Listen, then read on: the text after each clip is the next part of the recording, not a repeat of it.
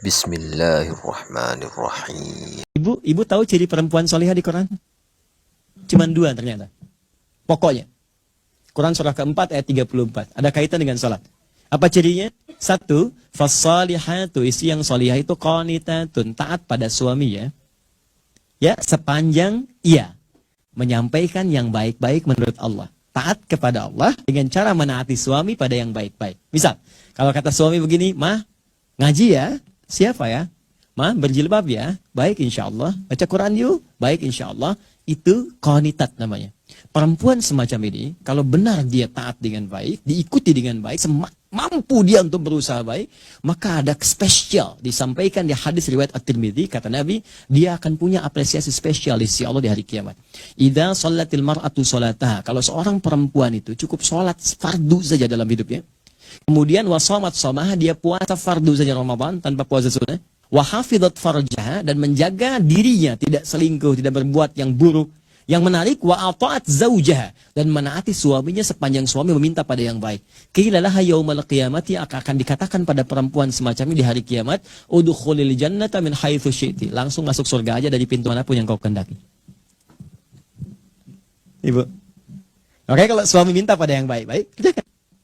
Dan biasanya istri senang, Pak, walaupun kadang-kadang ada diskusi. "Mah, pengajian yuk." "Siapa?" Tiba-tiba ke kamar bawa baju kan. "Apa yang biru atau yang hijau nih pakai mama?" "Oh, kayaknya biru bagus deh." "Ah, kayaknya hijau deh." Ya, katanya nanya tapi udah punya jawaban kan. Bagus, masih mending kalau dipakai, begitu keluar kuning. Ya.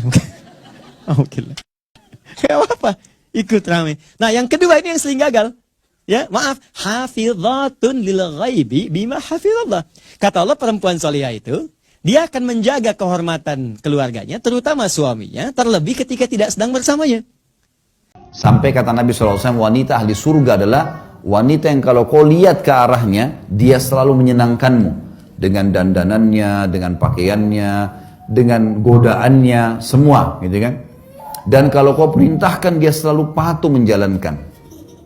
Ini kunci. Kemudian kata Nabi SAW juga, wanita ahli surga adalah wanita yang kalau dia berbuat salah, atau suaminya berbuat salah, dia datang kepada suaminya memegang tangannya di malam hari, dia mengatakan, "Saya tidak bisa tidur kecuali kau sudah ridho dengan saya." Mungkin ibu-ibu bilang, "Kok kalau saya yang salah wajar, kalau dia salah bagaimana caranya?" Ibu harus tahu ya, laki-laki itu karakternya, gengsinya tinggi. Jadi ternyata syariat Allah yang Allah turunkan lebih tahu siapa laki-laki, lebih tahu siapa perempuan.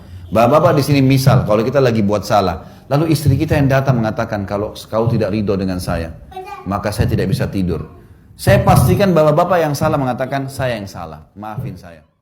Jadilah wanita yang soleha, wanita yang senantiasa menerima takdir Allah Azza wa Jalla, wanita yang selalu mengetahui bahwa di balik semua itu pasti ada hikmah, wanita yang sadar bahwasanya dalam ujian-ujian itu dalam rangka mengangkat derajat dan menghapuskan dosa. Maka niatkan pernikahanmu dalam rangka beribadah kepada Allah Azza wa Jalla.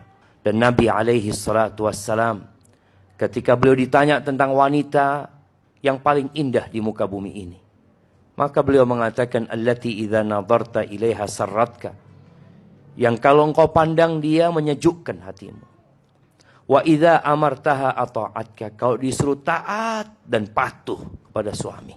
"Wa idza ghibta anha", kalau engkau tidak sedang bersama dia, maka wanita itu akan menjaga kehormatan dirinya dan menjaga harta suami. Dan ingat, suamimu adalah surgamu dan nerakamu. Antara ciri wanita penghuni surga adalah suka menetap di rumah. Allah berfirman, "Wa qarna fi buyutikunna", wanita soleha suka di rumah. Bahkan semakin dia di bagian dalam dari rumah, dia semakin mulia.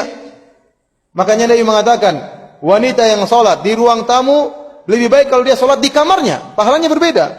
Wanita sholat di kamarnya beda dengan wanita sholat di ruang tamunya. Kenapa? Semakin dia tersembunyikan, semakin dia terpingit, semakin mulia di sisi Allah Subhanahu wa Ta'ala. Ini dalil bahwasanya wanita dianjurkan untuk menetap di rumahnya. Keberadaan dia di rumah itu berpahala di sisi Allah Subhanahu wa Ta'ala. Dia menjalankan perintah Allah, "Wa qarna fi buyutikunna". Hendaknya kalian menetap di rumah kalian. Jangan dia sangka dia di rumah tidak dapat pahala, dia diam aja di rumah dapat pahala. Dia diam aja di rumah dapat pahala. Apalagi diamnya di rumah diisi dengan yang bermanfaat. Ngurus suami, ngurus anak-anak, baca Quran, mendengarkan pengajian,